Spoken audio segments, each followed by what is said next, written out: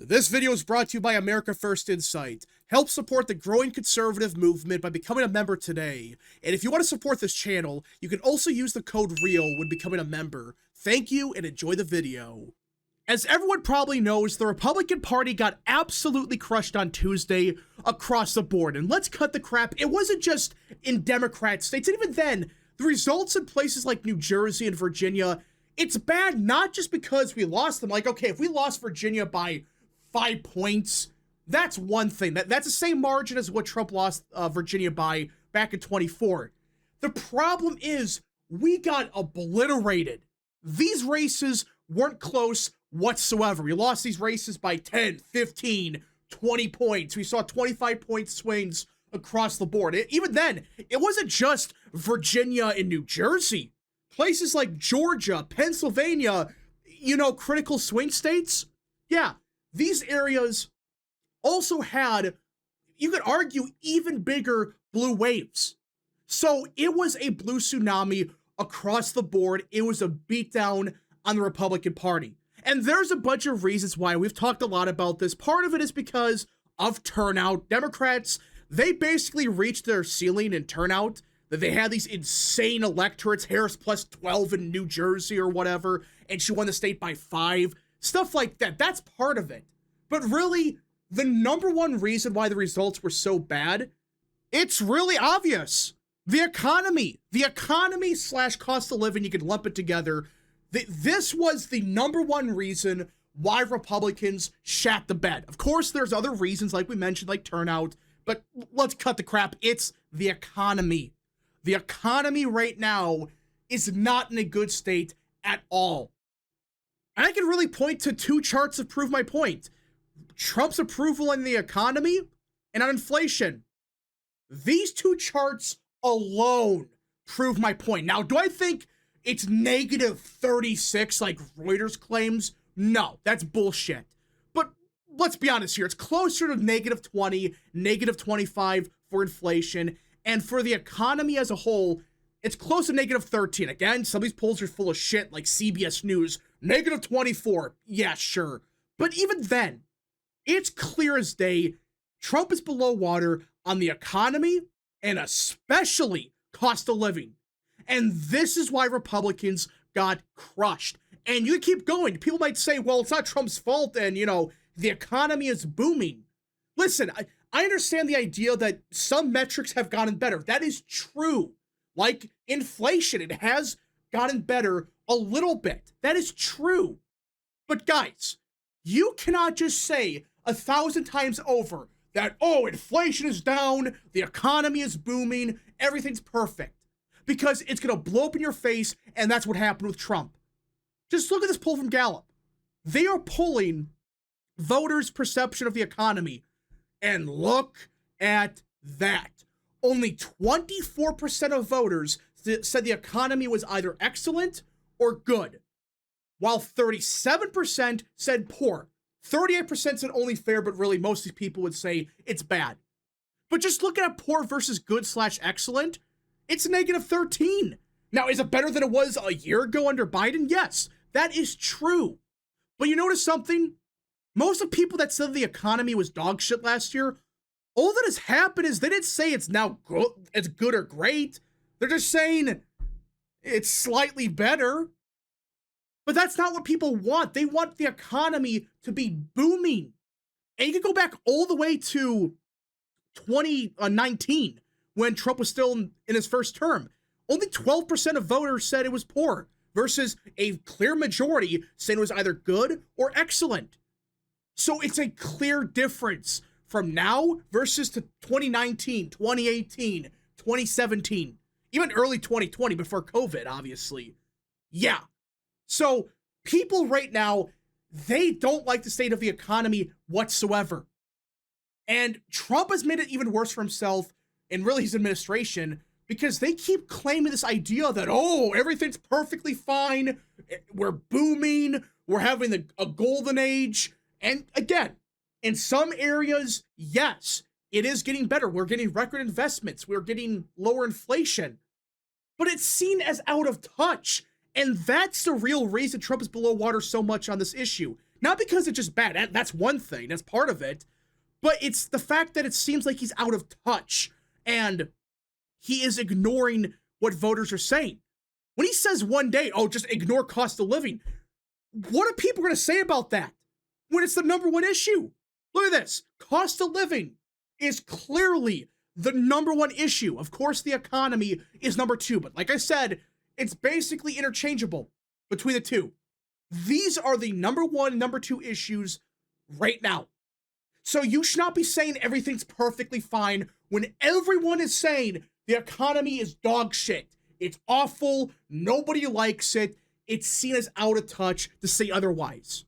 But something has happened the last 24 hours that even if this is a small movement in the right direction, it is such an improvement because it's actually doing something what we've been saying for a little while now.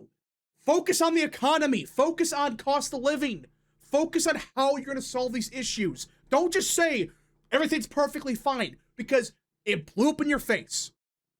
In the last day or so, the Trump administration, they've begun to talk a lot about cost of living and the economy. And right after the election on Tuesday, they said some really stupid stuff about a golden age and cost of living's way down. It was seen as out of touch. It was bad. But something happened yesterday where President Trump, out of nowhere, he asked the DOJ, and this is a public statement, he asked the DOJ to investigate these meatpacking companies and figure out why the price of beef is going way up. This is huge because for this entire time, this administration, they have been ignoring beef prices. And I know it's just one thing, but it really personifies the issue.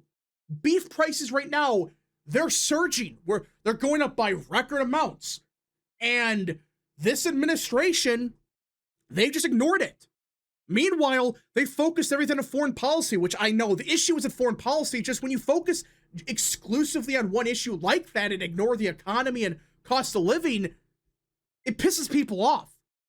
But out of nowhere, Trump said, listen, we're going to investigate why these meatpacking companies, why are they driving up these prices? And this is huge because for this entire administration, they have ignored the issue and have said it's perfectly fine. But now they're saying, hey, people are complaining about beef prices surging, and they believe it's because these companies, they are doing some kind of price fixing or whatever. Just this simple act alone improves morale. It gives confidence because they're actually doing something. They're not just saying we're in a golden age. They're actually talking about, hey, something's going on here with these packing companies. Why are the prices surging? What's going on here? This seems kind of suspicious. And they're going to investigate why this is going on. And they're going to protect American ranchers. This is a huge step in the right direction. On paper, it doesn't seem like that big of a deal. But it just, a change in messaging, even as small as this, could go a long way into bringing back confidence in the economy, even if it's not getting much better. Just saying stuff like this, it gives people confidence that, hey, President Trump, he's actually focused on the issue now. He's actually talking about fixing beef prices. And he went on to say, and this is a good point, a good message he put out, while cattle prices have dropped substantially, the price of boxed beef has gone up. Therefore, you know that something is quote-unquote fishy. We will get to the bottom of it very quickly. If there's criminality, those people responsible will pay a steep price. And this is what they should have been doing this entire time. They should have been saying, hey, listen, the price of cattle or whatever, it's gone way down. We have fixed that issue. But for whatever reason, the price of boxed beef has surged. So we're going to investigate that. Because it does one of two things. One, it gets your message out there saying, hey, we have solved something. We're not doing nothing about it. We've actually solved one issue, but for some reason, this issue with beef has gone way up. So we're going to figure out why that's the case. It's a double whammy. They should have been doing this entire time. I don't know why they waited until after the election to start doing this, but I guess it's better late than never. It's just small stuff like this. it gives people some kind of hope and confidence that something can finally change for the first time in a long time. So yeah, this is a good step in the right direction. Will this improve things overnight? Maybe not. But just being focused on the issue, that is substantially better than talking about God knows what, an issue that nobody cares about. No, honestly, nobody wants to talk about foreign policy right now because the economy's god-awful. It's shit. Nobody can afford to live. And that's a huge problem. And by the way, it wasn't just this tweet either. He actually posted this yesterday as well, or earlier this morning. He is telling Senate Republicans that the subsidies that they're fighting over, that Democrats are pushing for, instead of getting rid of them completely or whatever, why not they just send the money right to the average person? And that we're going to take down big pharma, we're taking down these insurance companies, we're going to make sure that people get affordable health care. Yeah, he posted this. This is real. And again, it's a good step in the right direction. It's addressing an issue that people care about. Cost of living, health cost. And right here, healthcare right now, / Obamacare, is the number 3 issue. So in the last 24 hours, President Trump has finally begun to directly address cost of living and healthcare by proposing something different, going after these meat packing companies and figure out why they're jacking up prices so much, and these subsidies, instead of continuing the same scam that really has killed Americans financially. Why not just give this money directly to people? I know it seems like a band-aid on the issue, but it's better than nothing. It's something different. It's at least trying to solve these issues. That's what people have been begging for a year now. And it doesn't just stop here.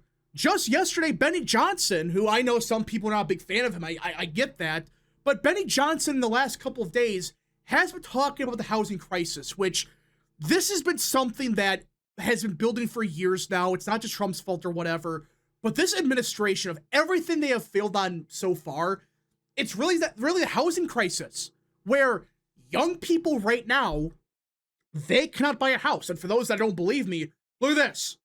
This is the median age of U.S. home buyers since 1981. And you notice something? A very noticeable trend. The first-time buyers are now 40 years old. Back in 1981, it was 29. Hell, just go back to 2020. It was just over 33 years old. Now it's up to 40. And you know why? People can't buy a house. Nobody can afford it. So these boomers, these rich people, they're just buying up all these houses. All these corporations are buying up everything. And now young people are getting screwed because of it. And now for repeat buyers in the early 80s, it was 36 years old. Now it's 62. Now you're getting retirees as the median age of repeat buyers. These people are buying these houses. They're artificially inflating the market, and it's screwing over young people. And this is a huge issue for a lot of young people. And it's the reason why, in my opinion, really, why young people are so fed up with Trump, at least, upset with him. There's other issues like the Epstein files. I get that. But economically and cost of living wise, it's stuff like this where nobody can buy a house. And if they want to try to buy a house, they got to be 45 or 40 just to afford it. Maybe afford it. That is insane.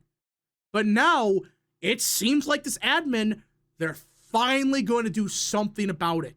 I don't know what they can do. You can argue for lower interest rates. That's one thing. But really, it's got to be a substantial reform to the system. Something different. It can't just be something generic.